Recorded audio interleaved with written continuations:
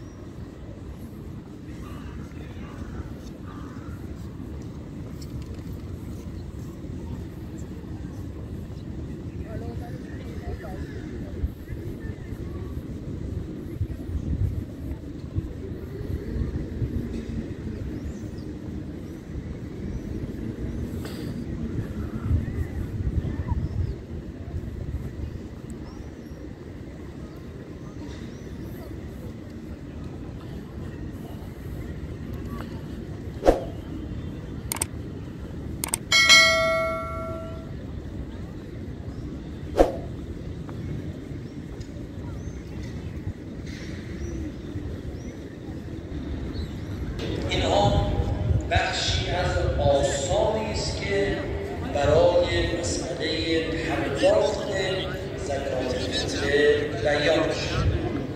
خب عزیزان استحضار دارن بر مکلفی که در زمان وجوب زکات فطره یک سری از شرایط رو داشته باشه، لازم است زکات فطره خودش و هر کسی که عرفاً نانخورش حساب میشن رو پرداخت. خب این شرایط بالغ بودن هست، عاقل بودن هست، بیهوش نبودن و فقیر نبودن و بنده و عبد نبودن. اینها به صورت اجمال برخی از مهمترین شرایطی است که اگر فردی در موقع وجوب زکات فطره داشته باشه لازم است فطریه رو پرداخت کنه. خب یکی از افرادی که انسان لازم هست فطریه اونها رو پرداخت کنه اون کسی است که نانخور انسان حساب بشه. حالا این نانخور اسلام‌های مختلف داره. مثلا سوال میکنه آیا کسی که مهمان خانه کسی هست عنوان نانخور برش صدق میکنه که بر میزبان واجب باشه کم فطریه شد؟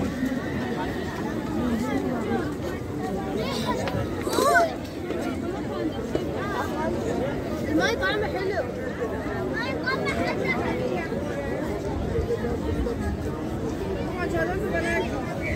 خب به نظر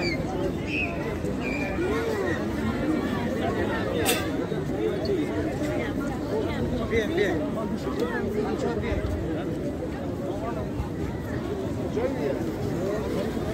تصمیم زنیدم جواب بدی.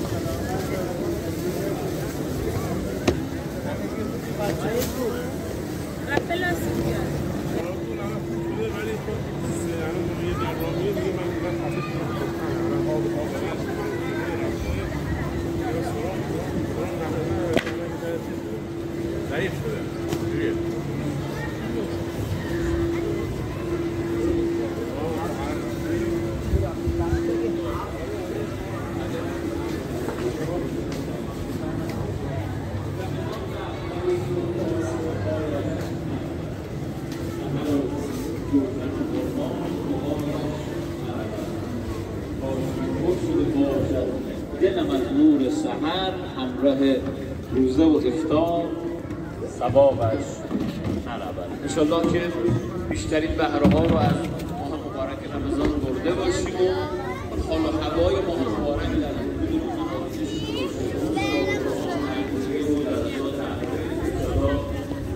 داشته باشیم و ادامه بدیم و برکات ماه مبارک رمضان سراسر وجودمون پر شده بیارید که مراجع نظام تقلید به این نکته بسیار توجه داشتن که هر کس به سن تکلیف برسد بر او واجب است تا مسائل و احکام شرعی خودش رو یاد بگیره و به آنها عمل کنه. به همین مناسبت قرار است دقایقی رو در خدمت جناب حجت الاسلام سجادی زاده کارشناس بیان احکام و مسائل شرعی حرم مطهر رضوی باشیم و از جدیدترین احکام و مسائلی که مراجع نظام تقلید فرمودن انشاءالله بهره مند بشیم و استفاده کنیم. انشاءالله خداوند متعال به همه ما توفیق فراگیری و عمل به احکام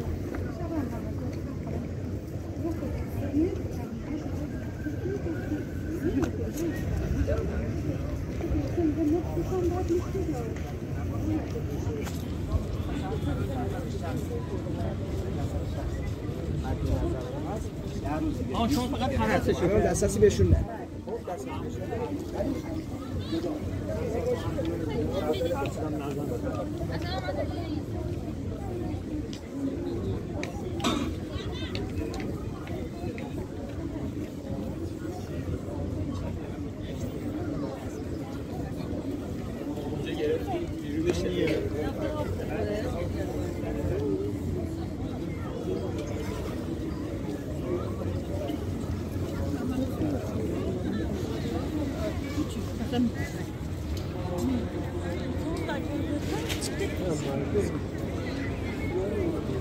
رمضان انسان هست در روایت داره همونطوری که ذکر صلوات به عنوان مکمل نماز انسان هست، پرداخت زکات فطر مکمل روزه انسان و همچنین باعث سلامتی جسم و پاکسازی روح از رذائل اخلاقی میشه.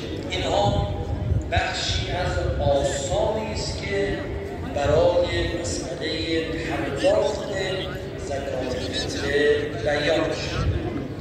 خب عزیزان استحضار دارن بر مکلفی که در زمان وجوب زکات فطره یک سری از شرایط رو داشته باشه، لازم است زکات فطره خودش و هر کسی که قرض زکات فطره داشته باشه لازم است فطریه رو پرداخت کنه. خب یکی از افرادی که انسان لازم هست فطریه اونها رو پرداخت کنه اون کسی است که نانخور انسان حساب میشه. حالا این نانخور مصداق‌های مختلف داره. مثلا سوال میکنه آیا کسی که مهمان خانه کسی هست عنوان نانخور برش صدق میکنه که بر میزبان واجب باشه که فطریش رو پرداخت کنه یا نه؟ این ایامی است که مؤمنین به مسافرت میرن، منزل اقوام میرن. خب حالا اگر فردی در شب عید فطر مهمان خانه کسی، الان فطریه بر عهده مهمان یا میزبان؟ در اینجا هر کسی باید به نظر مرجع تقلید خودش توجه کنه. مثلا مثل نظر مقام معظم رهبری منزل میزبان باشه نانخور صرف نمیکنه. اون یکی دوست اگر مهمان یک فردی بود طبق نظر حضرت آقا به عنوان نانخور صرف نمیکنه و لذا فطریه‌اش رو لازم است خودش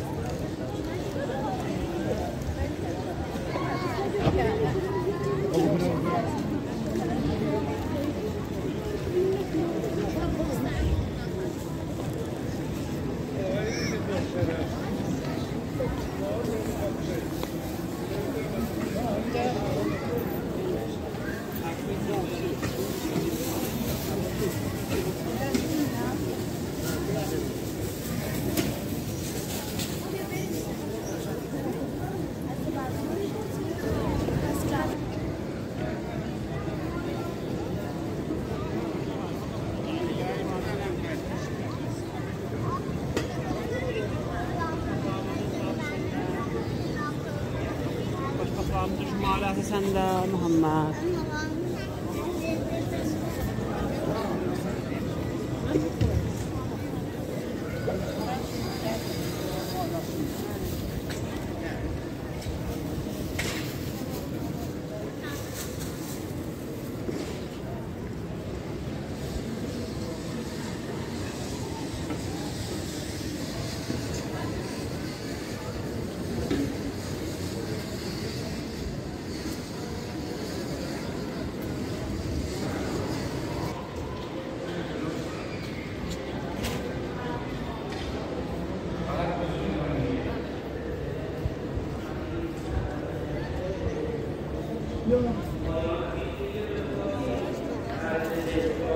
مخارج سال خودش و خانوادهش رو نداره و نمیتونه این مخارج رو به دست بیاره. حالا به هر دلیلی مثلا از کار افتاده است دیگه نمیتونه کسب درآمد کنه، خب این میشود به عنوان فقیر اصطلاحی. برای مخارج زندگانیش مونده، توانایی به دست آوردن این مخارج رو هم نداره. انسان میتونه به این فرد فقیر با رعایت شرایطی که برخیش رو مثلا این زکات فطره رو در راه حرام مصرف نکنه، یا این که این فقیر واجب النفقه انسان نباشه. خب واجب النفقه به نظر بسیاری از مراجع از جمله حضرت آقا فرمودن فرزندان، نوه‌ها، پدر واجب النفقه‌اش فطریه انتهای ماه رمضان و اول ماه شوال رو پرداخت کنیم. در جواب عرض می‌کنیم نفقات دو قسمته. یک قسمت نفقات واجبه مثل خرج خوراک، پوشاک، مسکن، مایحتاج ضروری، اینها به عنوان نفقات واجبه. برای خرج کردن در نفقات واجب به واجب النفقه نمیتواند انسان فطریه بده، اما یک سری از نفقات به عنوان نفقات غیر واجب یا نفقات توسعه‌ای برای این اشکالی نداره. فرض بفرمایید یک آقایی فرزندی داره، فرزندش فقیره، خب به این فرزندش برای مخارج خودش نمیتونه بده، اما این فرزند یک همسری داره که این همسر لازم هست که مخارجش رو این آقا پرداخت کنه، یعنی نفقه این همسر بر این آقا واجبه و این آقا هم نداره که پرداخت کنه. اینو بهش میگن نفقات توسعه‌ای. برای این موارد اشکالی نداره. نکته بعدی در مورد بحث سید و آمودن عزیزان اطلاع دارند. افرادی که سادات هستند فطریه‌شون رو هم میتونن به سادات بدن هم به عام، اما عزیزانی که سید نیستن و در اصطلاح عام هستن فقط میتونن فطریه رو به عام بدن، به سادات دیگه نمیتونن این فطریه رو پرداخت کنن. شیعه 12 امامی بودن اگر در شهر فقیر شیعه است باید به ایشون داده بشه و همچنین گناهکار نباشه. تعبیری که دارن ابدا بنابر احتیاط